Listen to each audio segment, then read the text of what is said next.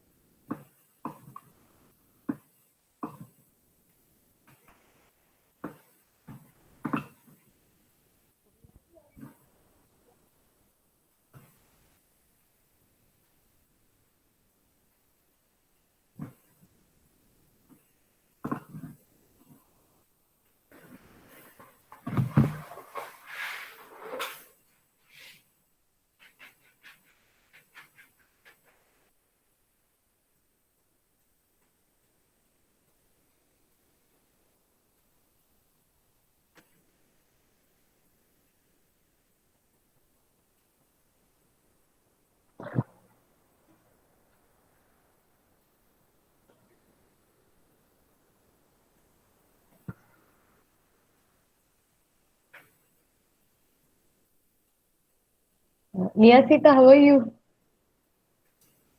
I'm good. How are you? Okay. Who is speaking? It's Tina. I can't see anyone.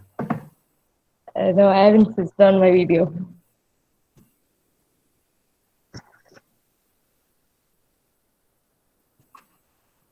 Yeah.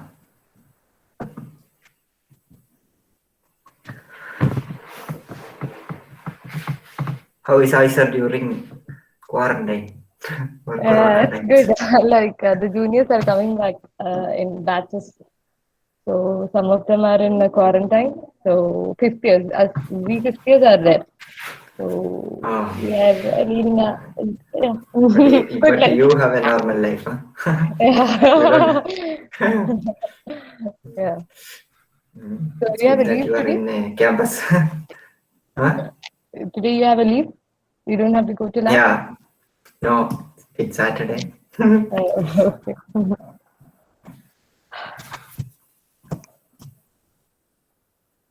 So then I think we can start. Yeah, wait for a few minutes.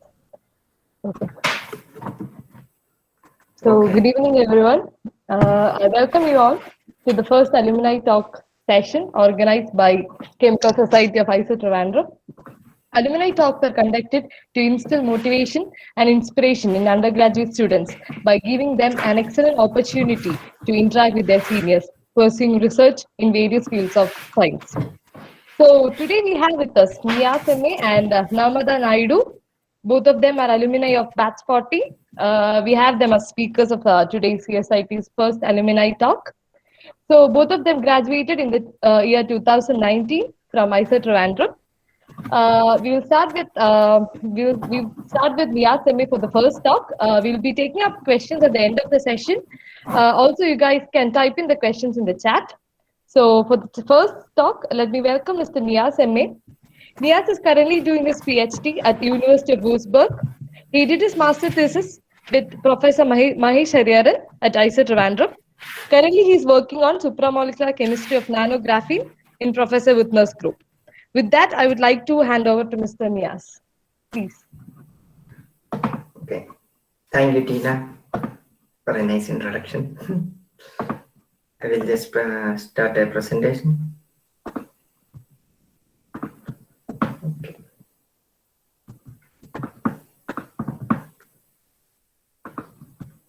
Can you see my screen? Hello? No, No? I can't see your screen. I can see. You can see my screen or you can't? I can see you. So you can continue. Okay. Okay, this is a wonderful initiative from IISER students. I think this has never been done, that as a club or a society for chemistry has been started. I think this would be profitable and also useful for in future students. And thank you for inviting me as an alumni talk. I never expected me to be giving a talk back in IISER, and it is wonderful to be back. So today I will give a brief short talk on doing PhD, and since this is a chemistry-based theme, I put PhD in chemistry, but I don't think I think if there are students from any subjects, it will be useful. And when we consider doing PhD for a student in IISER, I think there are multiple kind of people. Few of us who want or have already decided that we want to go for research, and then there are people who are like confused. So that maybe, yeah, research is fine, science is nice, and also for a few of them, maybe they don't want to do a proper research, but they want to be in science in some way. I hope this short talk will be useful for all these categories. Yeah, and then title of my talk is PhD in chemistry, and especially in Europe. Okay, so I'll just give a short introduction about me, and if you want to contact me, there is a nice alumni email for IISER. I did my undergraduate in IISER from 2014 to 2019, and I also did, as many of you are already doing, projects or internships in one group. I already did in one group, which is Hariharan group, and I did some work on crystal engineering and also some photophysics on organic molecules and it aggregates. More than the work, what I learned from the lab was the way of doing science, the way to find a problem, way to rationalize the problem, way to write it properly, and all those things that I think we won't get during our course.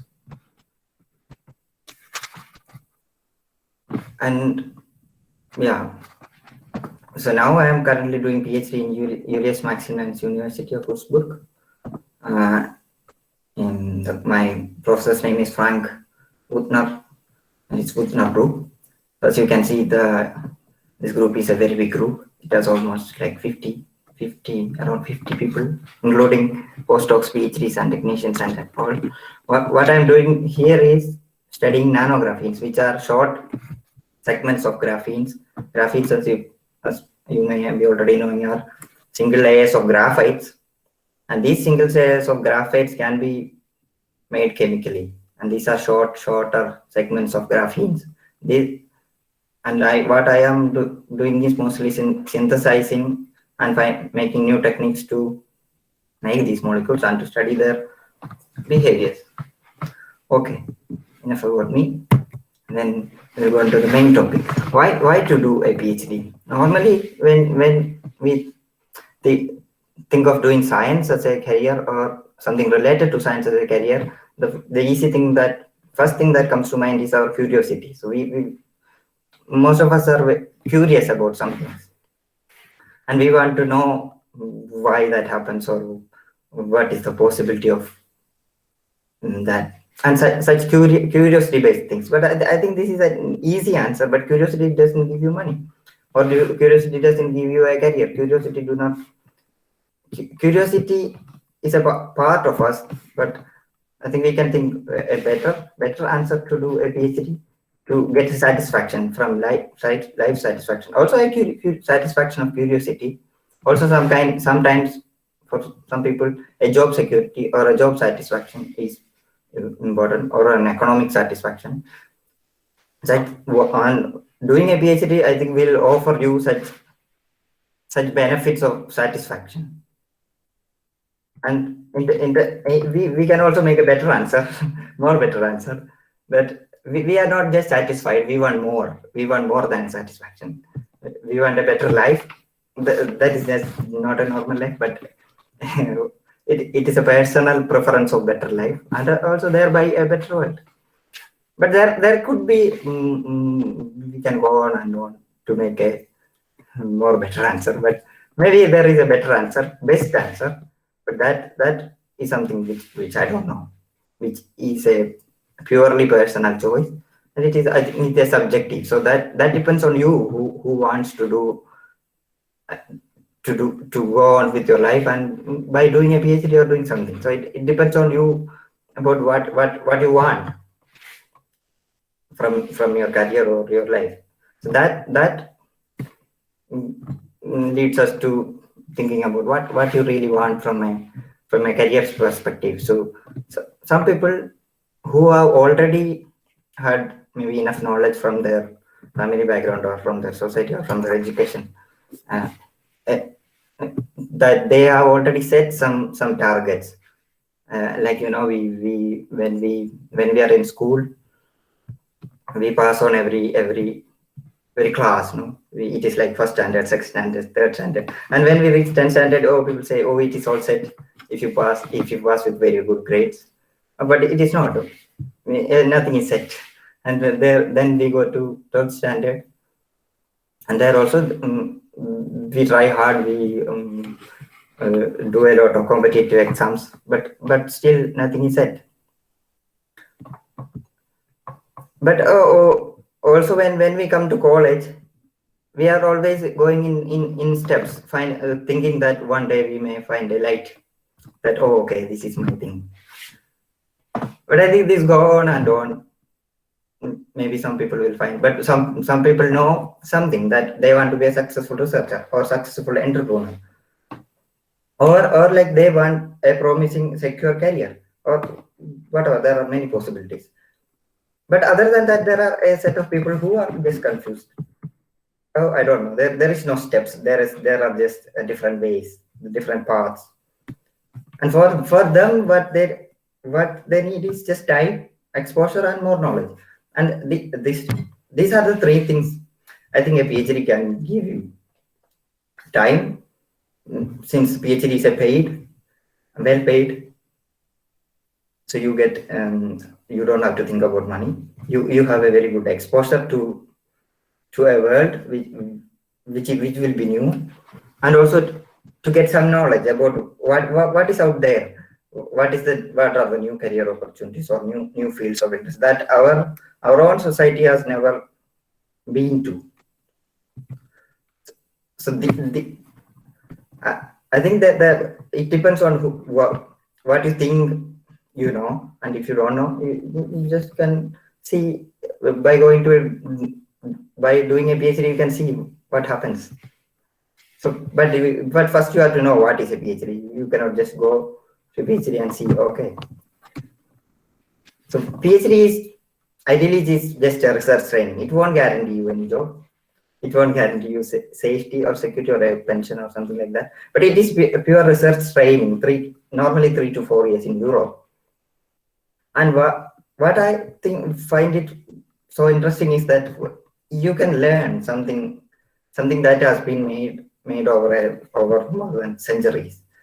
That you learn to find a problem or a hypothesis, and this is by reading.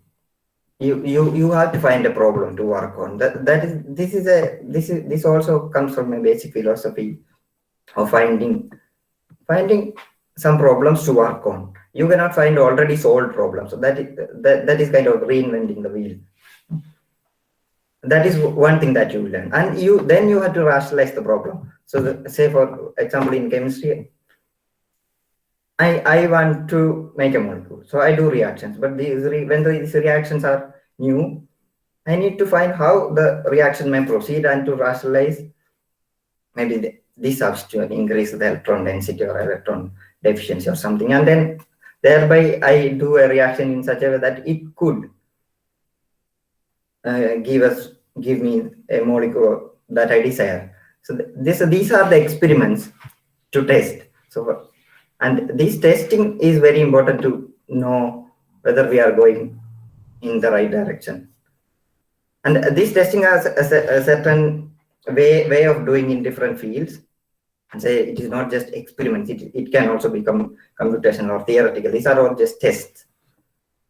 and then we need to solve it. For once we solve a small problem, that is not the end, it becomes a new hypothesis. So this is the development stage. So I think these three are the things that we will learn through a PhD, that we know how to find a problem, we know how to solve a problem, and to go on and move on with new development. But when these are the things that you will learn from PhD, but what you get at the end?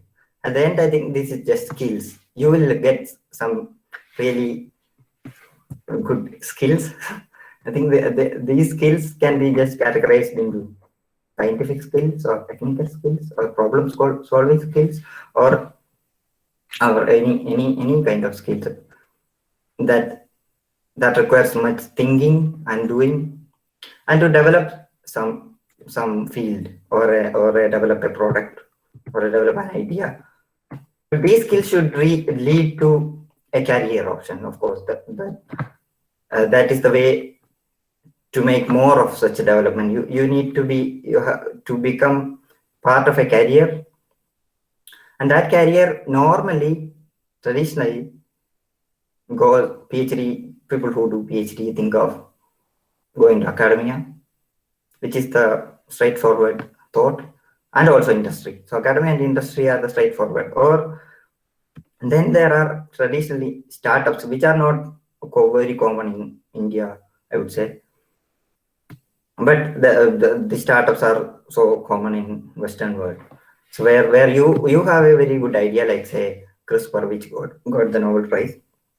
So when they found that this is going to be very good at gene editing, they found few startups.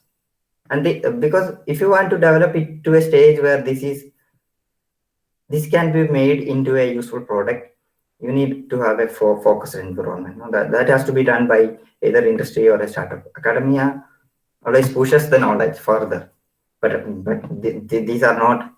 I think some academia are also making products. Some industry are also doing academic stuff. So these are also interrelated. So those who are interested in such kind of research-related fields can think of multiple opportunities. But I think there are also non-traditional fields that a PhD aspirant or a person who has PhD can aspire and do, which includes journalism. And that is normally not considered, but there are many people who did very good PhD in science, and then they move to journalism, because when you know what is happening in a scientific world, you can write better pieces, better writing, and then that way you can educate the common or find the problems or find the loopholes that a news is making. That way you get a proper scientific education and do a proper journalism. I know a person from, I don't know directly, but say his name is Madhukappe. He was Indian origin, but he's now in Canada. He is a professor in Canada, but he is continuously writing pieces in Forbes, and Forbes is a very big journal, and he does that in a global health perspective. So such journalism is possible. Also, you can do complete journalism without doing any research. And then there is science education. So if you think you like to educate the community about science, there are misconceptions, there are problems. So if you think you like, I like to educate, I like to teach, and then there are science education fields where when you get a proper training in science, you can educate people. And then these career opportunities are actually so people don't find it everywhere, but say take societies, journal societies like American Chemical Society or Royal Society of Chemistry. They have specific organizations under them who do science education, and there are many who only do such work in those journals. They don't care about how to publish a paper. They care about how to advertise their way of doing science, or how to make more better way of quantifying things, and how to educate common people about science. And then there comes policy making, which is very interesting. I recently talked to a postdoc, and he did a good PhD from India, and he's doing postdoc in Germany, and he wants to go to politics, and he wants to be in the election next 2024 or something. And what he said is that what he learned through his PhD about how to find a problem and how to solve it. And this is what also politicians should do. What is the problem that you see in your society or in your community, and what policies can be developed to make a progressive country, or a progressive world, a progressive society. And but this is not also about, or not only about a government policy, but it can also be a policy of an organization. Like say, so now the ethics policy making is becoming so strong because of the use of animals, or use of embryos in research. So such policies can be made by, or this can only be made by people who know very well how science is done. And then so the other numerous non-traditional fields can also be thought of. Okay, so this again leads us back to the point of what you want. If you know there are numerous careers opportunities, but what you want, there are 6 I have noted down. But who knows what I want? So that has to be made from. So I again come back to the earlier slide, where if you know, it is clear. But if you don't know, you need time. You need exposure, and you need knowledge. And I think an graduate education won't, in essence, give you a very good exposure or very good knowledge. It gives you basics. But if you can get more time and exposure, I think you can make a better decision or make a better career. So first, maybe if this is just a thinking bit, so that you can have a look at your own life. That what do I want? Then, and coming back to the main point of the talk, PhD, especially in Europe. And yeah, this is just a short, a simple map of Europe, and these places were Germany, France, Poland, Austria, Italy, Spain, and these are the parts of mainland Europe which are quite rich. So they have a lot of PhD opportunities. And then there is Norway, Sweden, Finland, and Denmark. These areas, which are Scandinavian countries, also are very rich and have very good opportunities. In this talk, I will specifically talk a few slides on Germany and France, because yeah, of course we cannot talk about all the countries, but these are the countries where there are a numerous amount of options available. I think it is just that there are a lot of opportunities. We just had to find. And then also there is Ireland. So anything that I talk about Germany and France also applies to all these countries, and Ireland and Iceland, but not to UK. UK is a very, very rich, world-class research country, but these are a bit weird rules that it is in between of what is in US and what is in Europe. So UK, I won't talk much about UK, but you can always consider UK, that you when you apply to UK, you have, in many cases, you have to apply to a program in a university like in US, and also you have to apply for a funding like in Europe. So this is kind of a tricky. But if you say there are very good, like Cambridge, Oxford, a few examples where there are wonderful results. Yeah, and in general, the duration of a PhD in Europe consists of 3 to 4 years, and also a very good salary, which is around normally 1,400, but it depends on the it depends on the country. If you are to pay more for your food and stuff, then you will get paid more. And it is after tax that I am saying, and that is 1,400. And also the working class benefits that includes insurance, health insurance, liability insurance, all those insurance. Yeah, and tax benefits. There are some tax benefits, and also since the PhD in most of the cases in Europe are considered to be a job, you will, in case if people want to stay there, live there. This is also, you can add PhD years, but that I won't be talking about. The purpose of this is to educate more on career research. Okay. And one thing that I have found from many people in IISER also from many places, that the purpose of going for a PhD in Europe is to see Europe. And this I found it a bit weird, because yeah, this photo is for that. Almost all the places in Europe look like this. Oh, okay, so now you have seen Europe. But yeah, it's not as simple. But the point of a PhD should not be to see a place.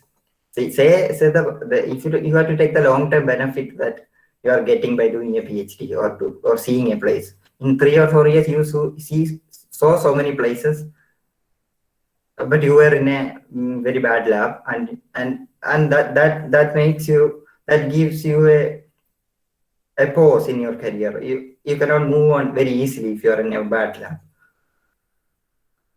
But if you are in a very good lab, where a very achieving lab, then that means you cannot go for so much trips. But of course there are enough holidays. But at the end, what you get is a better career and a better life. And then when you have money, you can travel anywhere. So in the long term, 3 years travel is not the big thing. You have to travel the whole of your life. So don't go. I would advise not going to travel in Europe, and doing for traveling, don't do a PhD. Okay. Yeah. Then I am just coming to the ways to find a funded PhD position. So I put here funded PhD position. It's important because do not go to a non-funded PhD position. PhD is not free, so people have to pay you, and that is the normal. So non-funded PhD is something fishy. Yeah, and the best way, also in some cases the easiest way, but some cases very difficult way, is to directly email the research advisors. So since these direct emails are a bit of personal communication, I would advise to put CV, and if you have some good ideas, you can put a statement of purpose, which could be a one page idea of what you have done, what you know, and what you would like to do, such things. So it gives you a better impression on what you know. But these direct emails sometimes don't work, because some professors just delete all the emails, or there are also in some cases these emails are sent to other folders which they won't anyway receive. But if you have a direct connection already, or from your previous advisor or something like that, it is, I think, one of the best ways. And then there are university funding agency websites. These I will just talk about Germany and France in the next few slides, where university or funding agency, they themselves have a very focused website to give you opportunities. They will advertise the job opportunities, and we can find from there. So that is easy. That is one there is one good thing about that is they will always be already funded, and when you directly email, in many cases, faculty say that they don't have funding. But when you apply through a university funding agency websites, these are only funded. And then there are private job advertisement websites. These are normal job advertisement websites, but mostly related to academics or PhD or research, for PhD postdoc, in some cases research assistant faculties, etc. But these websites are really nice. I like the first one, Scholarship DB. This has a very, very good set of options that you can give to say I need chemistry, I need organic chemistry, I need the PhD in this country. So you can set some things and then filter out and see whether there are options. So these things are mostly for maybe final year, helpful for final year students, because that is when you want to apply. But all the other students can also consider this for their future, because only when you know these ways, you can easily go through.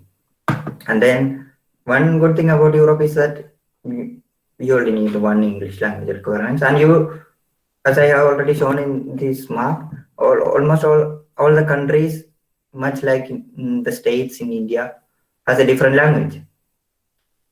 But since PhD is kind of job, we don't have to study their language. We just have to know English. But that is one advantage of PhD, because if you are going for a master's, you need to learn, say, German. You need to have the certificate of German. But for PhD, I never learned German. But anyway, it would be better if you know something, like how to order or how to ask people the way, or something like that. But it is not a requirement. Only requirement is English, and that is also only TOEFL. But in rare cases, there are also some places in, I think, Switzerland, where they ask GRE, but they are rare cases. So only if you decide things in your first few months of your final year and start searching, then you will find the prospective institutes or groups, and then you can find what their requirements are. And then only write all the English language requirements. You don't have to write all the English language requirements like GRE, TOEFL. These are also quite expensive. It is not cheap to write these exams. So if you need, you have to write. But TOEFL is, I think, well accepted in all over the world, and especially in Europe, you only need TOEFL. Okay. And coming to the Germany, so these websites I have shown here are general. So you can search chemistry, physics, maths, anything, also business, something other. So it's a general website. But Germany has its own few websites where they are focused on their own funding and their own positions. So one such is DFG. This is a funding agency, much like DST in India. It is German Research Foundation, Deutsche Forschungsgemeinschaft. And if you just search German Research Institution in Google, you will find this website. And there you can find all the funded PhD positions available currently, and that are mostly funded by DST. This is one thing I did not know when I was in final year. I recently knew, but this way I think it's very good to find the positions in Germany, and they also promote internationally good students to come and do PhD in Germany. So they have good English websites and all. And then there is International Max Planck Research Schools. The one difference between Max Planck Research Schools and a research institution funded by DFG normally is that Max Planck Research Schools are purely research institutes. They are not universities.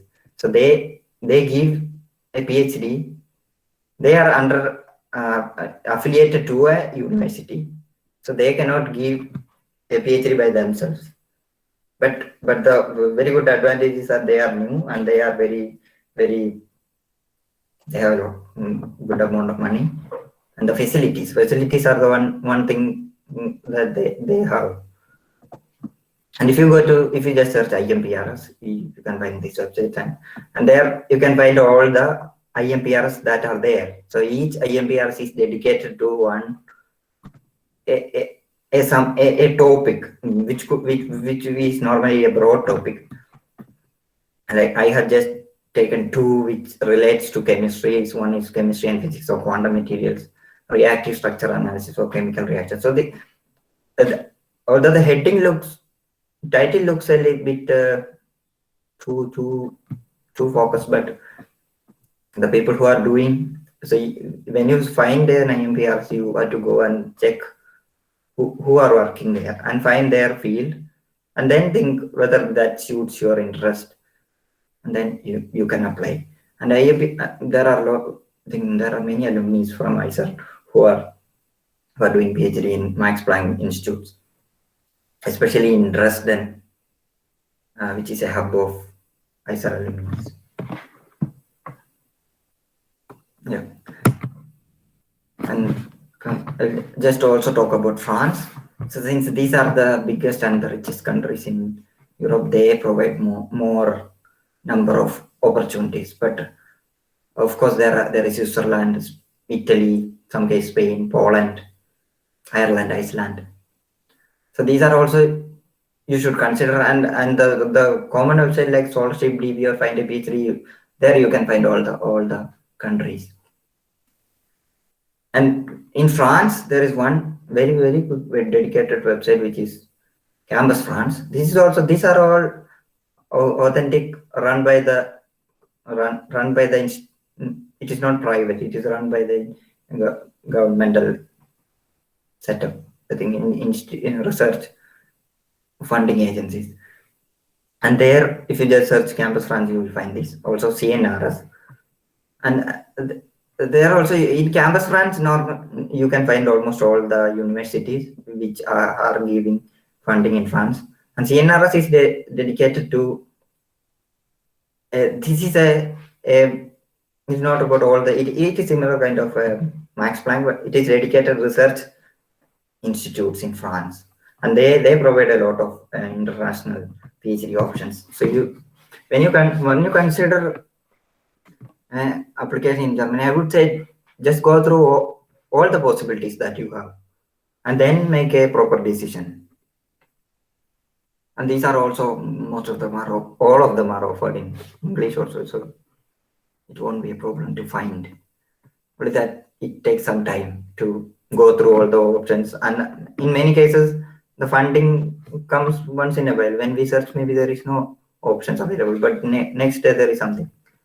So you have to dedicate some time to find a better position. I think it is like all the career options that one may face in their life. At some point, we have to struggle to get into a good place. Okay. Yeah. So all those were administrative steps, I would say. So these are the difficult things that one should do anyway, and to find a better options. But you can consider some points while choosing a research group.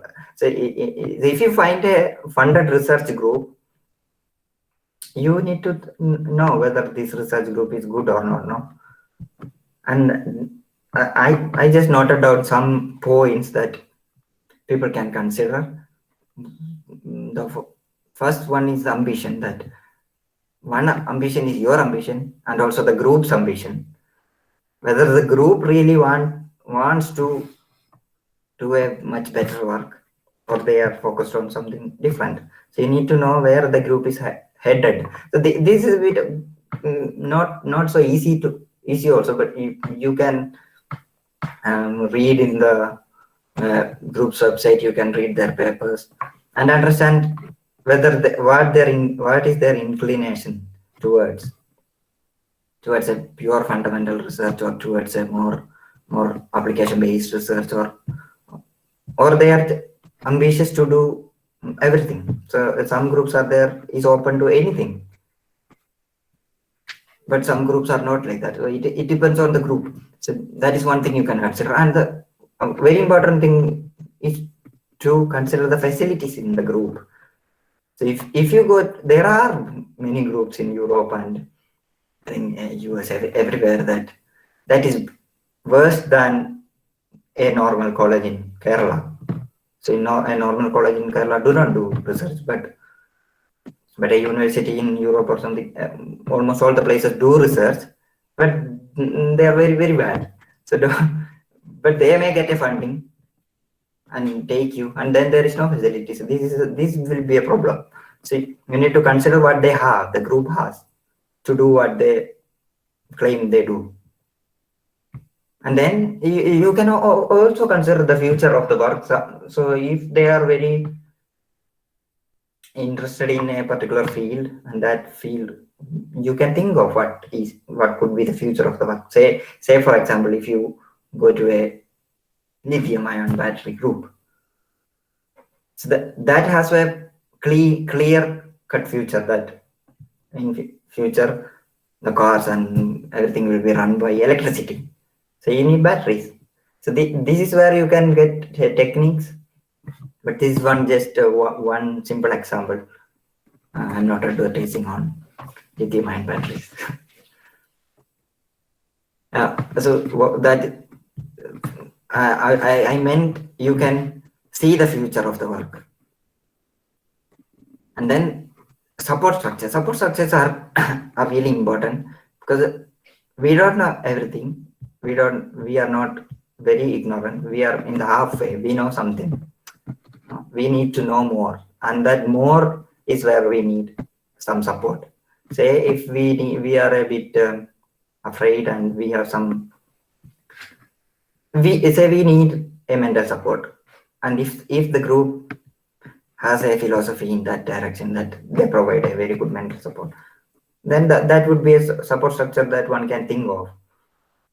But in some cases, people don't care about those, but they only care about, I need papers, good papers, lot of papers. So publishing.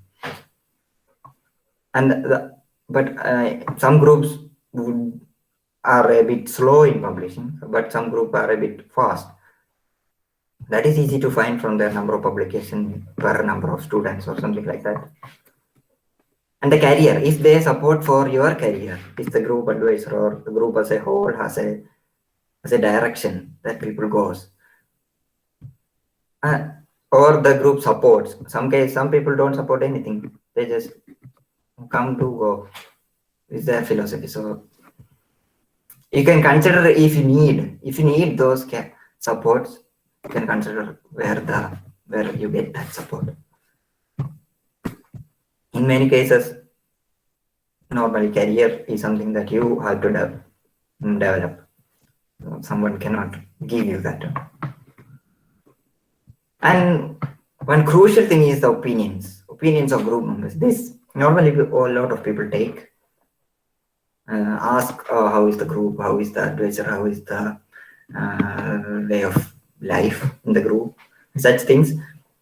You should ask. I won't say one should never ask. One should ask, but you should be cautious. That, say, for example, you ask me, and I am in a mentally depressed position in my PhD, that I'm not getting anything. And if you ask me, I will say, oh, it is full of crap. You should not go to research.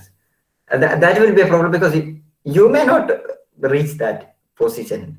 It is just that I reached a position, and then if I give that kind of opinion, it will affect your decision. So you should be careful about every opinion that you take from others. So do not take a opinion as such.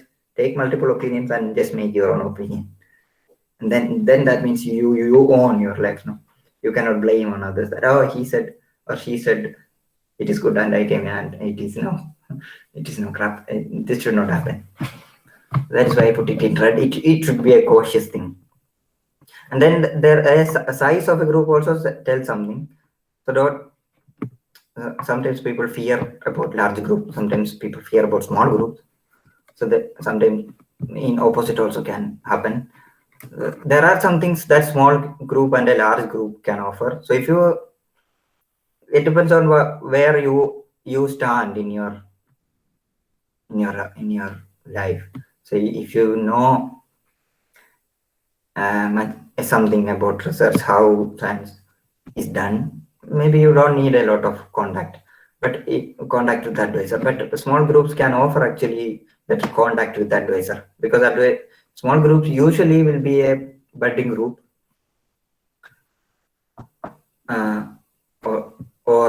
then the advisor really wants to get into the science and advise students so that the group will progress faster.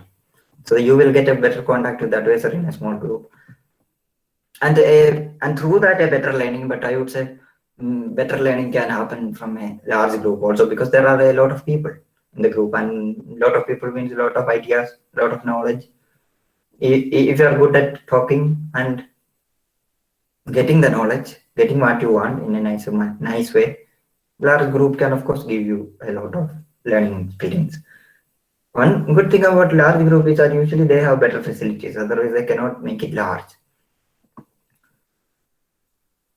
So facilities, and they developed over the years such facilities, and that is all for the group. That is one good advantage of being in a large group.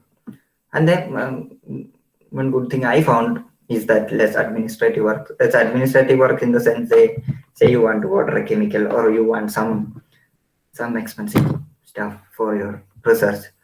So you don't have to find it and order it and wait for it to deliver and all. So there will be someone who will do that.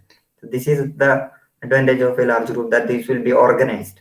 Everything that you need will be organized. The way about your salary, about your work, all these things will be organized and done by someone. And then you only have to care about your work. And that work will be, I think, critically looked into in a large group, because they say, oh, you got all the money, so you should do better work. So it depends on, if you have a good experience already, maybe you can think of a group with a lot of facilities. Yeah, it is also a personal choice. I can't say which is better or best. Okay, so what then? I am at the end of my slide. Yeah, now as far as we came, what about PhD? How to find a PhD and what it can lead to? But what you can do now. So this is where I think everyone in this audience should take some time to think. That say you are in first year, second year, third year, something like that. Then the best thing everyone should do is just to study the basics, like from your normal course.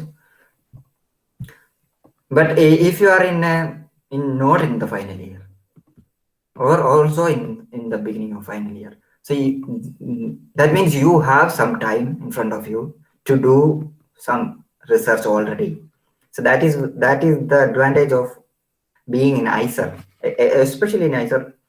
Not even in IIT. I know some people who has done their masters in IITs, and from what I know, we students at IISER get more options, because this is directly made for this purpose, that you get a feel of research while you are studying. So don't waste that opportunity, I would say. So do some work through internship or free times. I think normally people does that in IISER, Trivandrum at least. And and find how a group does work, and how a research question is addressed, and those things. Will give you a leverage, especially if you when you go outside. Normally, I have in Europe, I haven't seen people doing a research work during their masters as much as in IISER TVM. That is one very good advantage that Indian education, especially these new systems, offer. And also during that time, you should think of a few possible fields of interest. You should not say, you should find something that may in future be developing. So like say Grignard reaction, reinventing Grignard reaction is not the purpose. No, like, you should find a possible field where something like say Grignard reaction and you can use that reaction. It's just a sloppy example, but you can find something. So normally people do find that, but if you are in third year and you are unaware of that options, I think IISER is the best option that you can get in India to do something. So I think do something now. Okay, and then all the best for your future. And I would just like to thank two people who helped me while making this presentation. So Anaga was in my batch. She's now doing PhD in France in chemistry, mostly theoretical chemistry, but related to supercapacitors and understanding it through NMR spectroscopy and all. And Madhujit is in particle physics, but he helped me to find some websites in France, and he is in Eileen Juliet Curie Lab in Paris, Saclay. Okay, thank you for your attention.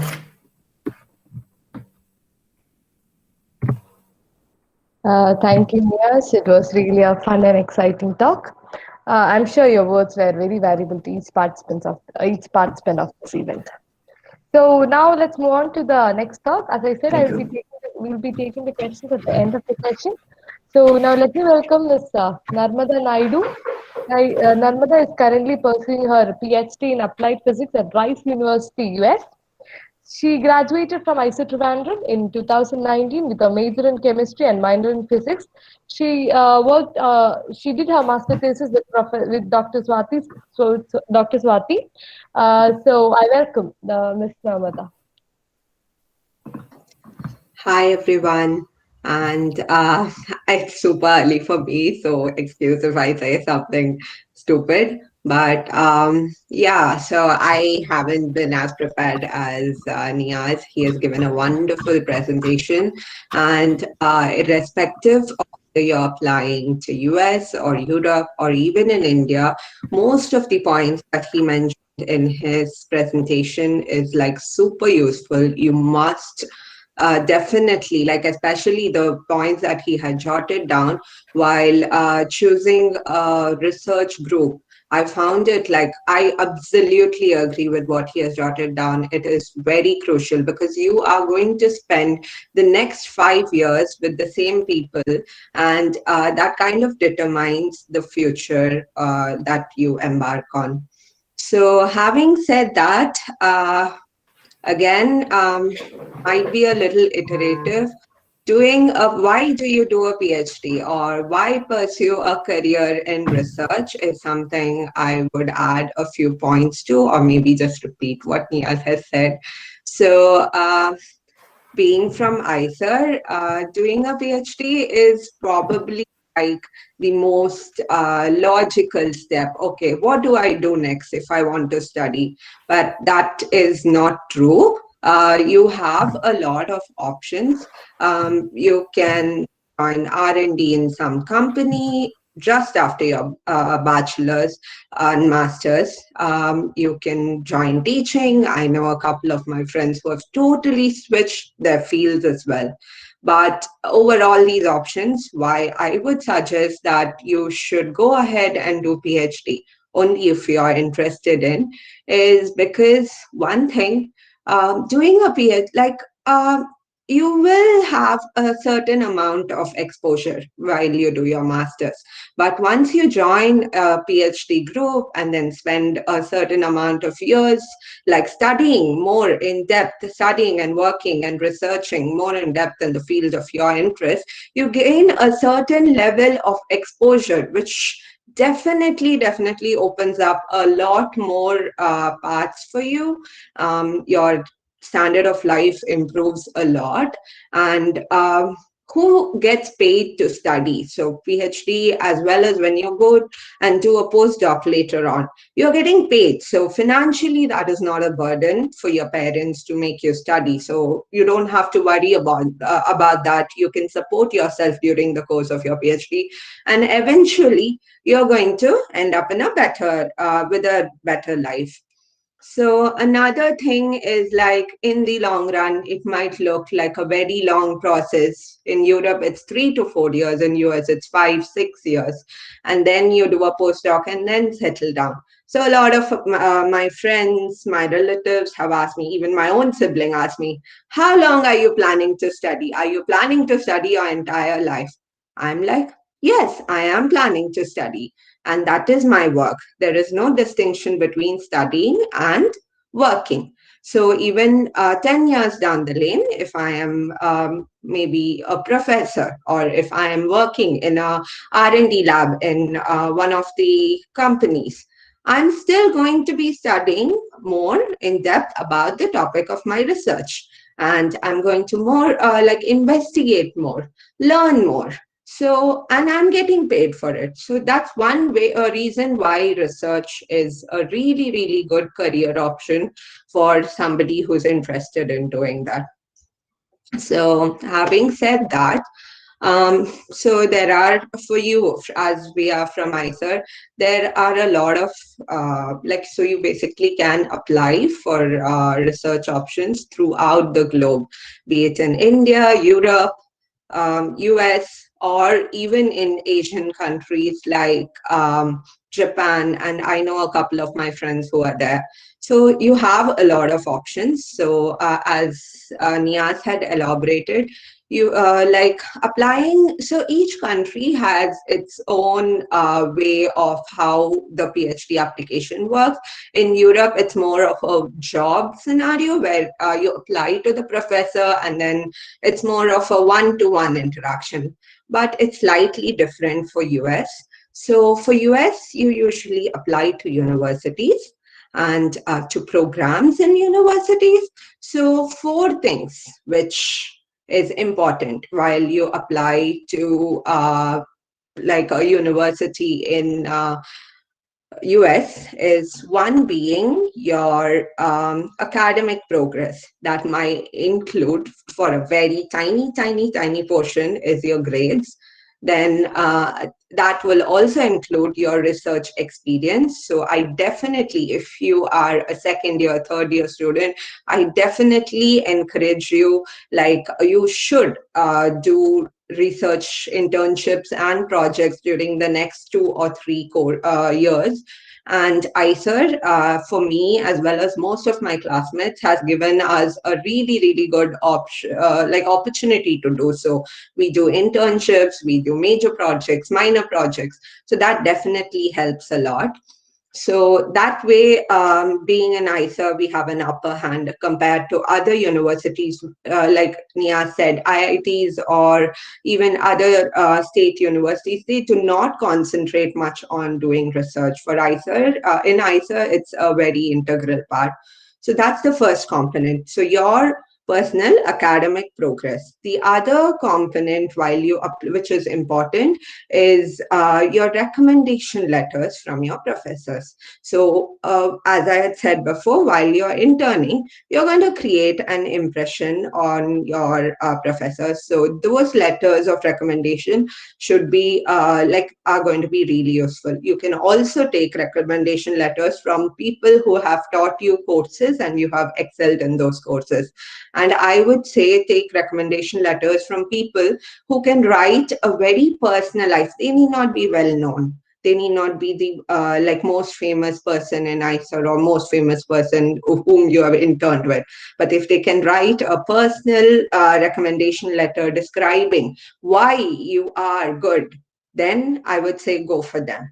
And the third component is your SOP and CV. So it is something which is very, very crucial. This is where you portray what you have done, what you are, what are your achievements, what are your interests. So pay a lot of attention while drafting your CV and SOP. Definitely do get it checked from a lot of people. I do not know if your professors with whom you will be doing your major project will have the time to go through it, but if they are ready to go through it, if they can allot a particular amount of their time, definitely get their opinion, because they know more than you and they can guide you very well. Consult your friends, discuss with them. Definitely that will better your CV and SOP. Keep it very precise and crisp. Don't go on for pages, one page CV and one page SOP, and that's it. You should be able to like summarize and just the gist of everything very crisply and very precisely in that one page. So the fourth component is your GRE and TOEFL scores. But these days, GRE is being scrapped out of many universities, so I do not know how relevant this point is. But when I applied, it was really relevant. So, and TOEFL as well. So try to prepare for it. Again, collaborating with friends is a very, very good way to like learn with them, study with them, and then I think you can sail through it as well. So having said all these things, these are four important components of your application. So now this is stuff for your application. Now, where do you apply to? So there are a lot of universities in US. I'm just going to talk about US applications. So there are a lot of universities in US. So how do you choose which university you want to apply to? So then what you do is so you, by the time you start applying, so you'll be in your fifth year. So you will most likely, if you're from IISER, you will also have an area of research interest. So for me, it was plasmonics, so, but it could be different for you. You could be in theoretical chemistry, you could be in the experimental side, more organic chemistry or inorganic chemistry or photochemistry. So there are a lot of branches. So you'll have a good idea of what you want to do in your PhD. That necessarily need not be the same after you join the university, but you will have like, okay, I am in fifth year, okay, I've done projects in these, so this is my research interest. So then look up groups all over US which work on the field. So then make a list of them. Also make a note of which university that group is affiliated to and which program they are affiliated to. Once you have done that, make a list of universities which has, like, so I wanted to pursue in plasmonics. So if make a list of universities which has a good plasmonics infrastructure in case you need it. Okay, do they have the instruments as a department? And do they have a good funding? Usually universities in US have like in general, it's kind of normalized. In case you have higher living like a cost of living, then you get paid more, but almost it's the same. So funding is something you don't have to worry that much about in US. So having considered all these things, make a list of universities where you have two or more groups which work in your field of research, because every application is going to cost you like $60-$70. A lot of universities, I've heard that this year they have waived the fees, but still in the coming years they're going to put it back on. So I definitely suggest that you think about the universities that you're applying to and think about who are the professors and the program. So every university will have, say, a chemistry program, a applied physics program, a chemical engineering program, These three programs, you might be eligible to all three of them, but you will end up only applying to one of them. So see who are the professors who are part of this program. If I apply to this program and get selected, okay, I can join this person. So these are your considerations that these are some of the considerations that you should keep in mind. So once you have done that, I was advised by my like master thesis professor, Swati ma'am. She told me to personally email the professors whom you are interested in and ask them if they, okay, so I am so and so. This is my CV and this is my SOP. So it's more like how you write for a PhD application to a professor in Europe. You write a similar, very similar thing to a professor in US as well and ask him definitely, are you hiring students this year? Are you like, do you think I'm a good fit for your lab? Will you hire me if I get selected? You might not always receive a reply to your emails, but if you do receive, it is going to be good. So a lot of professors, especially the younger ones, like the ones who are starting off, they might have a really good research like background, but they might not have funding to support international students. Then you can cross them off. At the same time, very well known but slightly older professors might not be hiring more students. So then again, you cross them off the list. So if they reply back, you get an idea of, okay, so this professor is not hiring students. So okay, this university has only 2 more professors left. So then you again shortlist universities depending on that. And then if professors do reply, they will also tell you, apply to this particular program. I'm affiliated with this program. So that's a very good way of shortlisting the universities that you want to apply. And once you have done that, again, as I had mentioned, there are 4 components to your application which are very important. And with those, you can fill the application. So that is it, I think, with respect to PhD applications.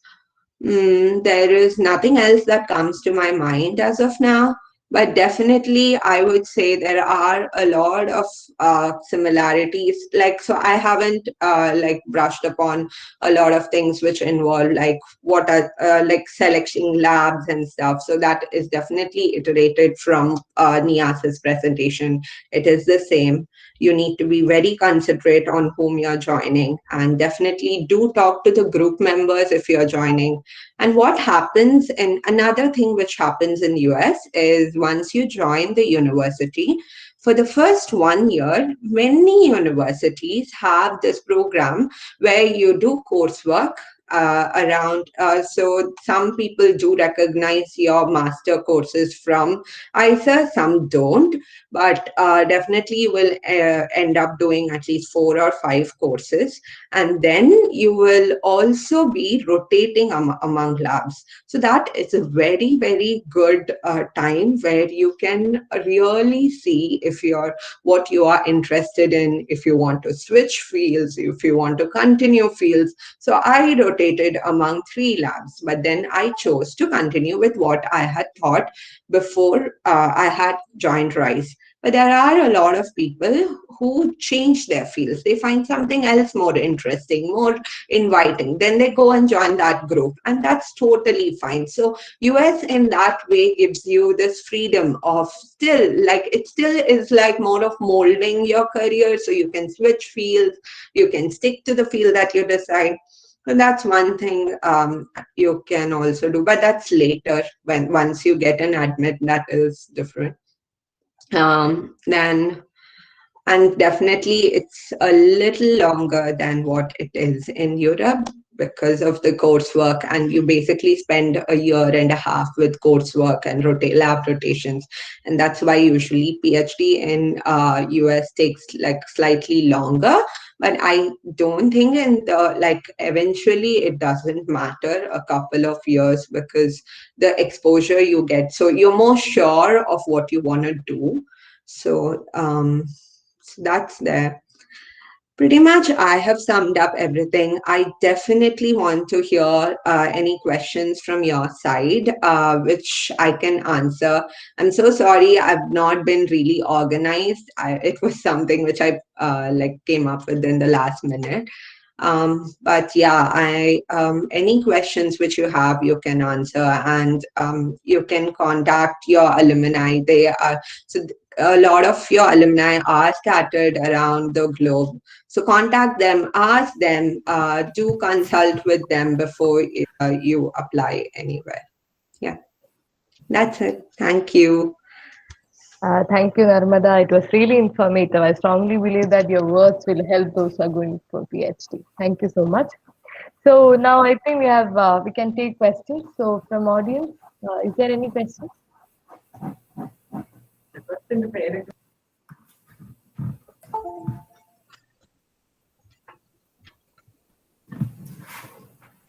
Anyone?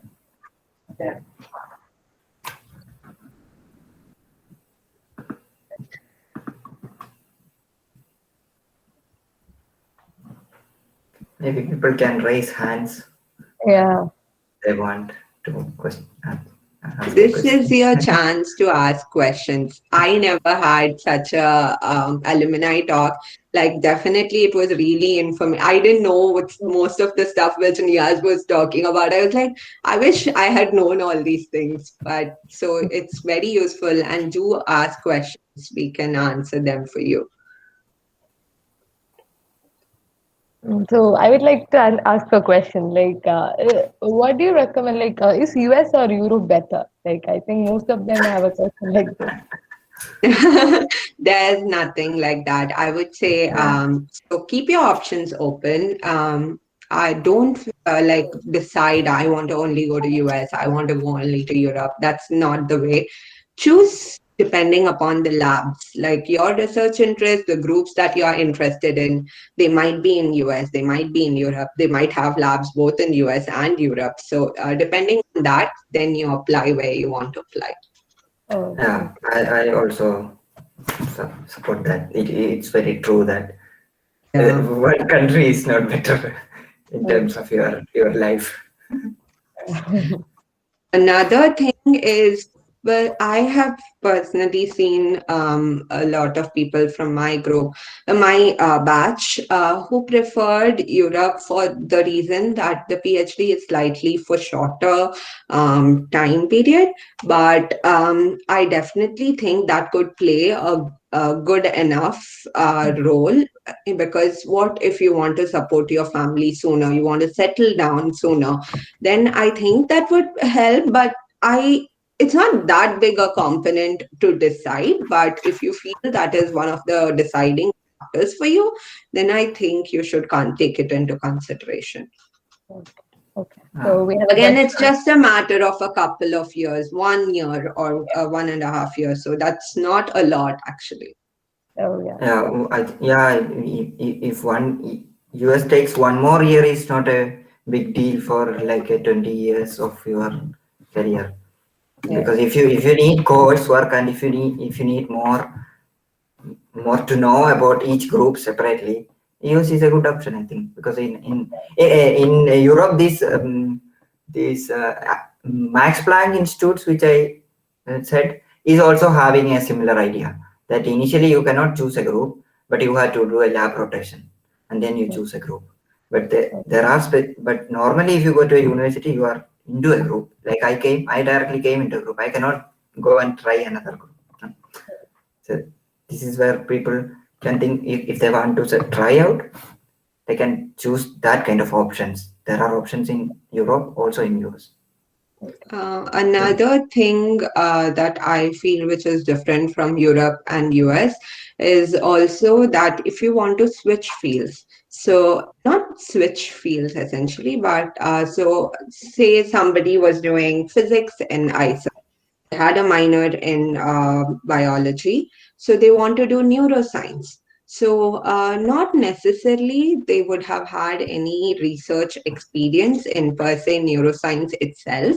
They might have research experience in physics, in the material science department, which is definitely a big component of the neuroscience research. So it gives them the opportunity while you're doing coursework to learn more about, this is just an example, okay, to learn more about neuroscience during their coursework. And when they rotate labs, they know, they are like confident enough, okay, so this is doable. I've never done neuroscience research, so I spent 6 months in a lab doing neuroscience. Okay, I'm able to cope with the change. So for me, so I was a I majored in chemistry at IISER and minored in physics.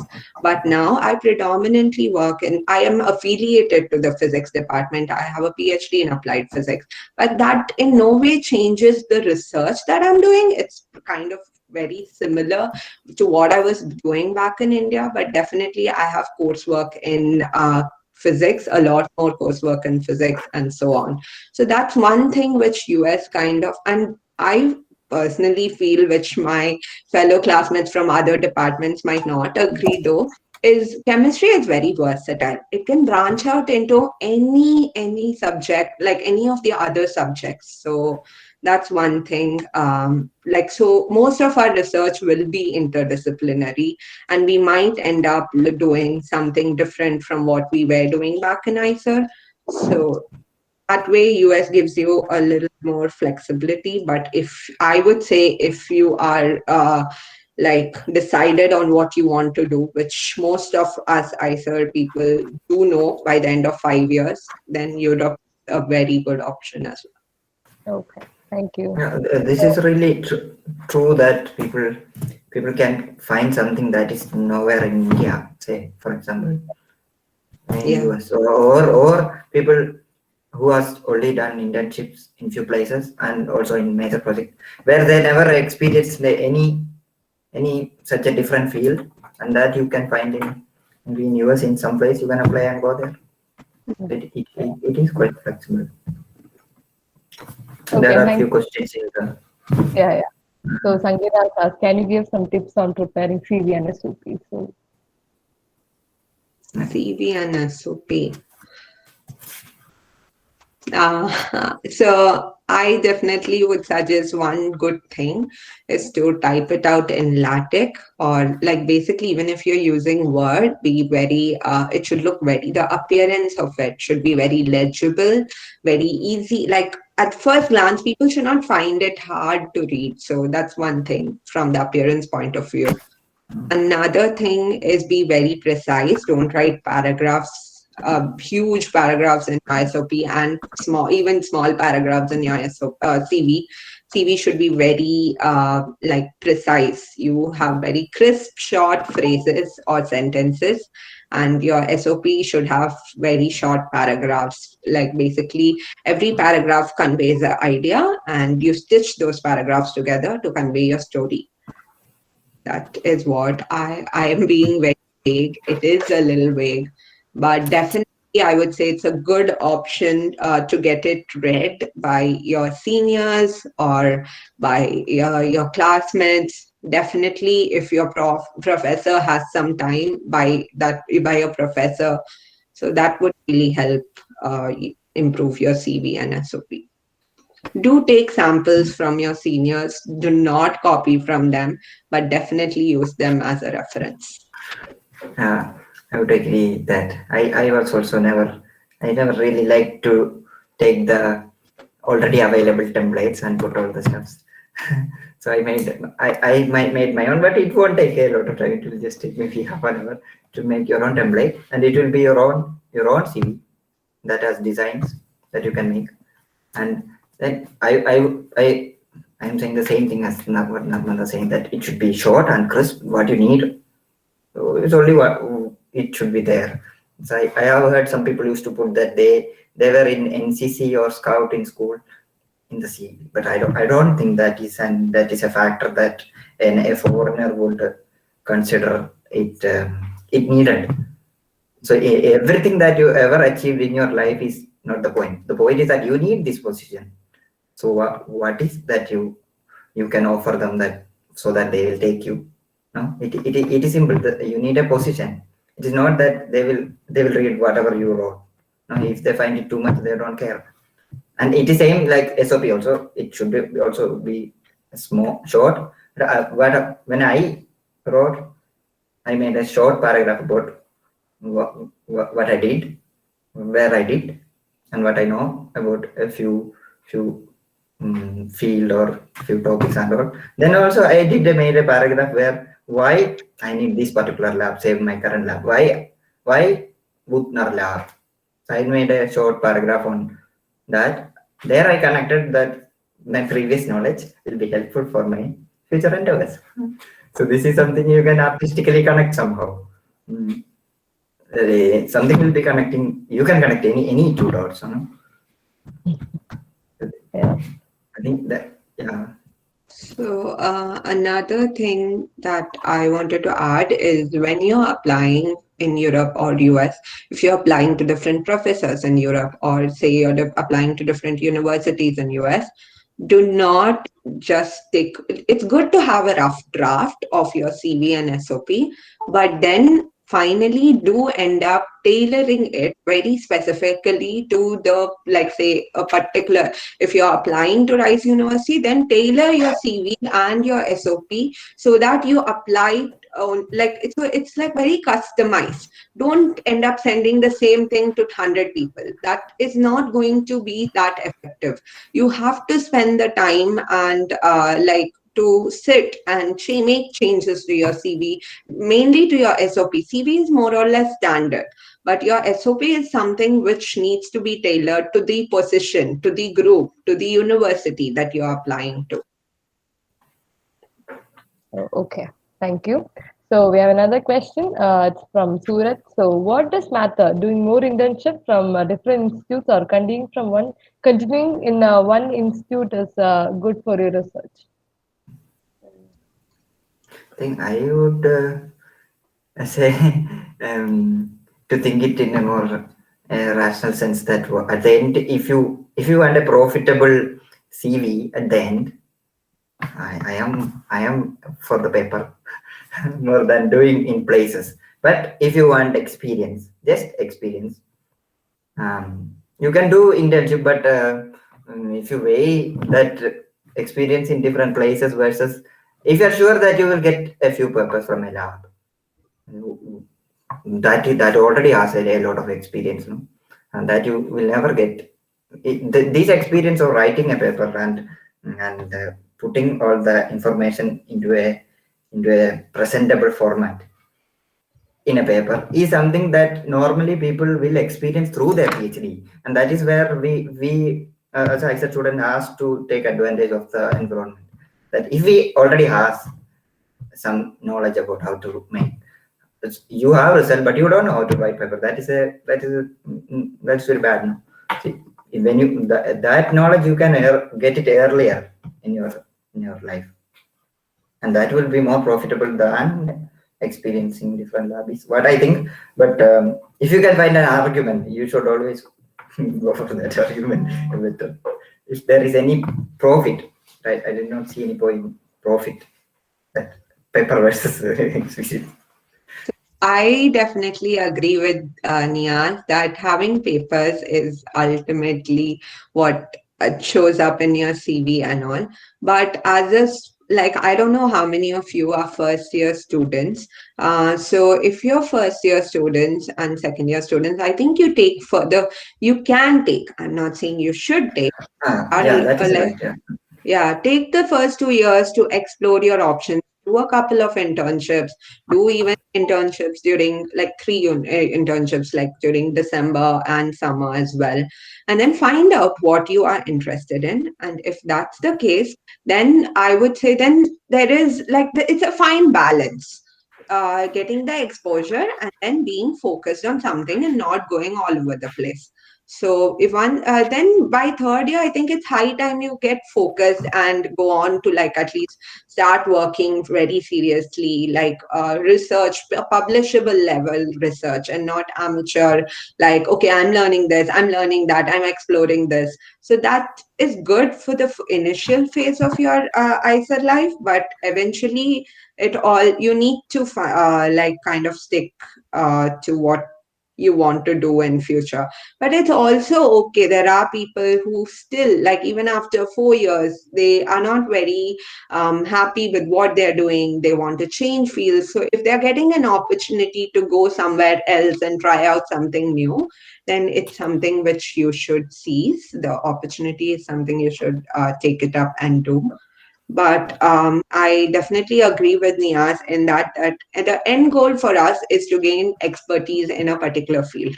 It is good if you can decide on what you want before and start working on it much earlier, like say in your second year or third year.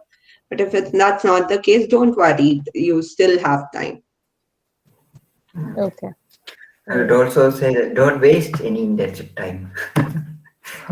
in anything, if you do something during your holidays. Yeah. Okay. So if we have no more question, I think we can wrap up the section. So thank you, speaker. I thank the participants on the behalf of Chemical Society of IISER Trivandrum. I like to thank the participants and the speakers too. So we hope to see you in the future. Thank you. Thank you for inviting us. Thank you.